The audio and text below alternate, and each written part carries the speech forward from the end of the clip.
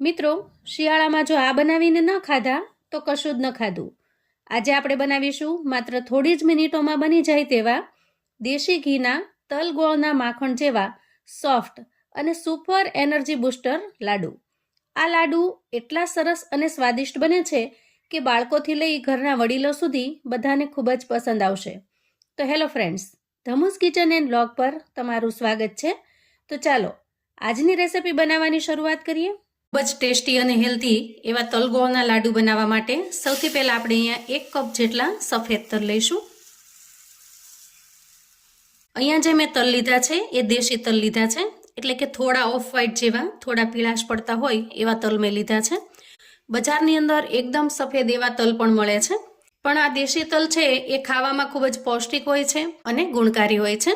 તો આજની રેસીપી બનાવવા માટે તમારે કોઈ વાટકીને અથવા તો કોઈ કપને મેજરમેન્ટ તરીકે સેટ કરી દેવાનો, જેથી દરેક વસ્તુને આપણે માપ પ્રમાણે લઈ શકીએ અને આપણી રેસીપી એકદમ એક્ઝેક્ટ પરફેક્ટ બનીને તૈયાર થાય, કોઈ પણ વસ્તુ બગડે નહીં.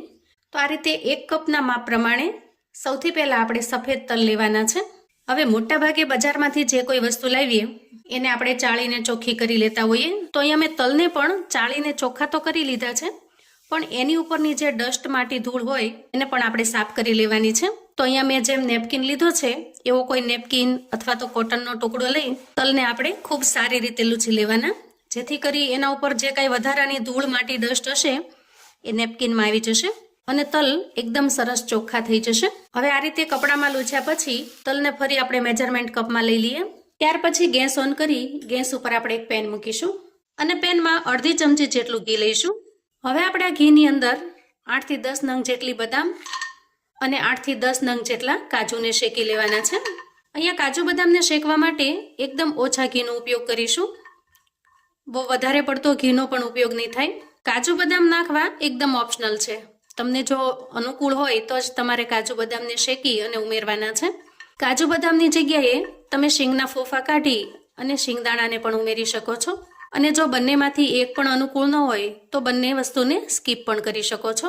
શિયાળાની અંદર કાજુ બદામ ખાવાથી ખૂબ જ હેલ્ધી માનવામાં આવે છે. ડ્રાય ફ્રૂટ્સથી શરીરને શક્તિ અને પ્રોટીન મળે છે, એટલે કોઈને કોઈ વસ્તુની અંદર આપણે થોડું ઘણું ડ્રાય ફ્રૂટ્સ ઉમેરતા હોઈએ, અને મેં પણ આજે એટલા માટે થોડું ડ્રાય ફ્રૂટ્સ ઉમેરેલું છે.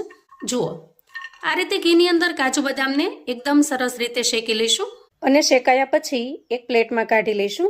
હવે જે પેનમાં આપણે ડ્રાયફ્રૂટ શેકી લીધા છે એ પેનમાં તલ ઉમેરી દઈએ.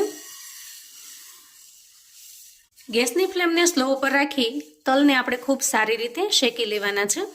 શિયાળામાં તલની કોઈને કોઈ રેસીપી બનાવી અને આપણે આહારમાં ચોક્કસથી સમાવવી જોઈએ, કેમ કે તલ એ ખૂબ જ પોષક તત્વોથી ભરપૂર છે. તલમાં કેલ્શિયમ, આયરન, ફાઇબર ખૂબ જ ભરપૂર માત્રામાં હોય છે. તલ ખાવાથી હાડકાં મજબૂત થાય છે, સાંધાના ગોઠણના દુખાવા પણ દૂર થાય છે, અને વળી તલથી પાચન શક્તિ પણ ખૂબ મજબૂત બને છે. વાળ અને સ્કિન માટે પણ તલ ખૂબ જ હેલ્ધી છે. તલની પ્રકૃતિ ગરમ હોય, તલ ખાવાથી શિયાળાની ઠંડીમાં શરીરમાં ગરમી ઉત્પન્ન થાય છે અને એ આપણને ઠંડી સામે રક્ષણ આપે છે, અને એટલા માટે શિયાળામાં આપણે ચોક્કસથી તલ ખાવા જોઈએ. એ પછી તમે તલના લાડુ બનાવીને ખાઓ, તલની ચીકી કે તલની બરફી બનાવીને ખાઓ, કોઈ પણ રીતે તમે ખાઈ શકો છો. હવે જુઓ, અહીંયા તલ ખૂબ સરસ રીતે શેકાઈ ગયા છે અને એનો ચટકવાનો પણ અવાજ આવી રહ્યો છે. તલને શેકતી વખતે આપણે સતત આ રીતે હલાવતું રહેવાનું છે, જેથી તલ નીચે બેસી ન જાય અને કાળા ન પડી જાય. થોડા ઘણા જો કાળા પડી જાય અથવા તો બળી જશે તો એમાં થોડું કડવાપણું આવી જશે અને રેસીપીમાં એનો ટેસ્ટ સારો નહીં લાગે. અંદાજે 5 મિનિટની અંદર તલ ખૂબ જ સરસ રીતે શેકાઈ ગયા છે અને મેં કહ્યું એમ એનો ચટકવાનો પણ અવાજ આવી રહ્યો છે અને થોડા કદમાં પણ ફૂલી જાય છે શેકવાથી. આ રીતે એકદમ સરસ રીતે શેકાઈ જાય એટલે ગેસની ફ્લેમને આપણે બંધ કરીશું. તલને આપણે ઠંડા થવા દઈશું. એકદમ સરસ સામાન્ય તાપમાને આવે ત્યાં સુધી તલને આપણે સરસ રીતે ઠંડા થવા દેવાના છે. તલ જ્યાં સુધીમાં ઠંડા થાય છે ત્યાં સુધીમાં આપણે ડ્રાયફ્રૂટ્સને સમારી લઈશું. આ રીતે એકદમ સરસ નાના નાના પીસમાં સમારી લઈશું. હવે જુઓ, અહીંયા તલ એકદમ સરસ ઠંડા થઈ ગયા છે, તો તલને આ રીતે આપણે 2 ભાગમાં વહેંચી લઈએ. એમાંથી એક ભાગના તલને આપણે એક વાસણની અંદર કાઢી લઈશું અને બાકીના જે અડધા ભાગના તલ વધ્યા છે એને આપણે એક મિક્સર જારમાં ટ્રાન્સફર કરીશું. હવે મિક્સર જાર ઉપર ઢાંકણ ઢાંકી આપણે આ તલને પલ્સ મોડમાં ચલાવી લેવાના છે, એટલે કે એકદમ બારીક ભૂકો ન કરતા થોડા અધકચરા રહે એ રીતે ક્રશ કરી લેવાના છે. જુઓ, તલ પીસાઈ અને કંઈક આ રીતના સ્ટ્રક્ચરમાં આવી જશે. જુઓ, અધકચરા આખા ભાંગા આ રીતના આપણે પીસી લેવાના છે. અહીંયા મિક્સરને જો તમે પલ્સ મોડમાં ચલાવ્યા વગર સીધું ચલાવી દેશો ને તો તલની અંદર જે તેલનો ભાગ હોય છે એના લીધે એકદમ લોચા જેવું થઈ જશે. આ રીતે એકદમ સરસ છૂટું છૂટું રહે એવું મિશ્રણ આપણે તૈયાર કરવાનું છે. હવે આપણે આજે તલ ગોળના લાડુ બનાવી રહ્યા છીએ, તો સ્વાભાવિક છે કે ગોળની જરૂર તો પડવાની જ છે. તો અહીંયા ગોળ જે મેં ભેલીનો ગોળ છે, દેશી ગોળ, એ ગોળ પસંદ કરેલો છે. ગોળની અંદર પણ ઘણી બધી ક્વોલિટી હોય છે. કોલ્હાપુરી ગોળ આવે, સફેદ ગોળ આવે, પણ ખાસ કરીને શિયાળામાં ગરમી મેળવવા માટે આપણે આ રીતે દેશી ગોળનો ઉપયોગ કરવો જોઈએ. બાકીના જે ગોળ આવે છે એના અંદર થોડા ઘણા રાસાયણિક તત્વો ઉમેરેલા હોય છે, જે શરીર માટે ખૂબ જ અનહેલ્ધી છે. હવે ફરી આપણે માપ માટે જે કપ સેટ કરેલો છે એ કપ લઈ લઈએ અને સમારીને તૈયાર કરેલો ગોળ એમાં ટ્રાન્સફર કરીએ. અહીંયા આપણે 1 કપ જેટલા તલ લીધેલા, તો એની સામે હું અહીંયા અડધા કપ જેટલો ગોળ લઉં છું. 1 કપ તલની સામે અડધા ભાગ જેટલો આપણે ગોળ લેવાનો છે. તમે જો વધારે મીઠું ખાતા હો, વધારે મીઠું ખાવાનું પસંદ કરતા હો તો ગોળનું પ્રમાણ થોડું વધારી શકો છો. પણ હા, આનાથી બિલકુલ ઓછો ગોળ નહીં લઈએ. ઓછો ગોળ હશે ને તો તલના લાડુ વાળવામાં આપણને મુશ્કેલી પડશે, ઝડપથી એનું બાઇન્ડિંગ નહીં આવે. હવે ફરી આપણે ગેસ ઓન કરી ગેસ ઉપર કડાઈ મૂકીશું. તો અહીંયા તમે જુઓ, આપણે એક જ પેનની અંદર બધી પ્રોસેસ કરી છે, એટલે વધારાના વાસણ પણ તમારે આ રેસિપીમાં નહીં થાય. હવે પેન થોડું ગરમ થાય એટલે આપણે એમાં 1 જ ચમચી જેટલું ઘી ઉમેરી દઈએ. અહીંયા મેં એકદમ થીનું ઘી લીધું છે, એટલે કે જામી ગયેલું ઘી લીધું છે. તમે જો મેલ્ટ થયેલું ઘી વાપરો તો તમારે 3 થી 4 ચમચી જેટલું ઘી ઉમેરવાનું છે. હવે ઘી થોડું મેલ્ટ થઈ જાય એટલે આપણે એમાં ગોળ ઉમેરી દઈએ અને સ્પેચ્યુલાની મદદથી સરસ રીતે ચલાવતા જઈએ. આજે આપણે જે ગોળ અને તલના લાડુ બનાવી રહ્યા છીએ એકદમ હેલ્ધી રીતે, નહીં માવો નહીં મિલ્ક પાવડર, અને છતાં પણ એકદમ સરસ પોચા રૂ જેવા, દાંત વગરના પણ ખાઈ શકે એવા સરસ પોચા રૂ જેવા બને છે. જુઓ, અહીંયા ગેસ ઉપર ગોળને વધારે વખત રાખવાનો નથી, થોડી વાર માટે જ રાખવાનો છે.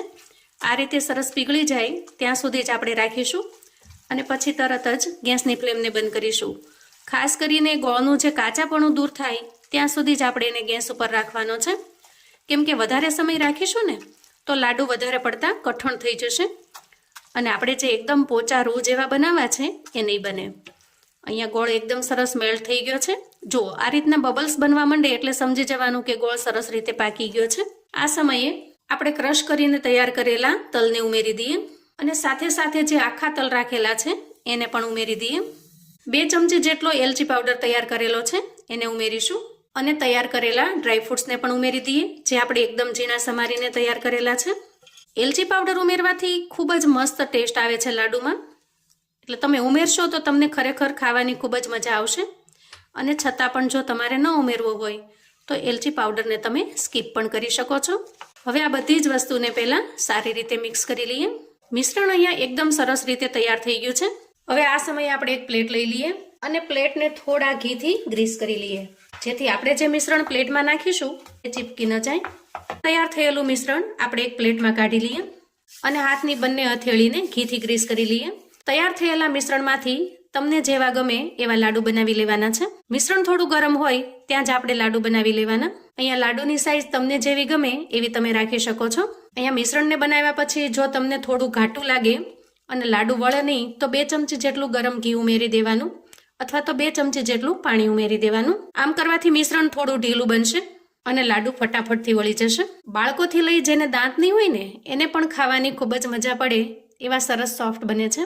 નહીં ખાંડની ચાસણી લેવાની કે નહીં ગોળનો પાયો લેવાની ઝંઝટ, ફટાફટથી એકદમ આરામથી તમે બનાવી શકશો. હવે થોડી વાર હું આ લાડુને સામાન્ય તાપમાને આવવા દઉં છું અને પછી તમને એનું ટેક્સચર બતાવું છું કે ખરેખર આ લાડુ કેવા બન્યા છે.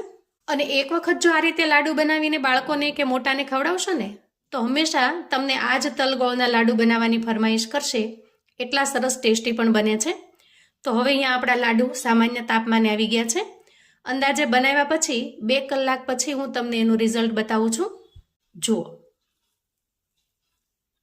એકદમ સોફ્ટ, પોચા રૂ જેવા અને મોઢામાં મૂકતા જ પીગળી જાય એવા સરસ બને છે.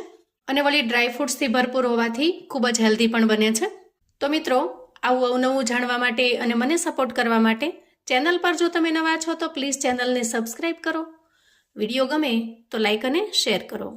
તમારા સગા સંબંધી મિત્રોને પણ આપણા આજના એકદમ પોચા રૂ જેવા તલ ગોળના લાડુની રેસિપી ચોક્કસથી મોકલી આપજો, જેથી એ લોકો પણ બનાવીને તૈયાર કરી શકે, એન્જોય કરી શકે અને એના પરિવારને પીરસી શકે. કોમેન્ટમાં મને ચોક્કસથી જણાવજો મિત્રો કે આજના એકદમ ટેસ્ટી એવા લાડુની રેસિપી તમને કેવી લાગી છે. ફરી મળીશું એક નવી રેસિપી સાથે. ત્યાં સુધી આવજો મિત્રો.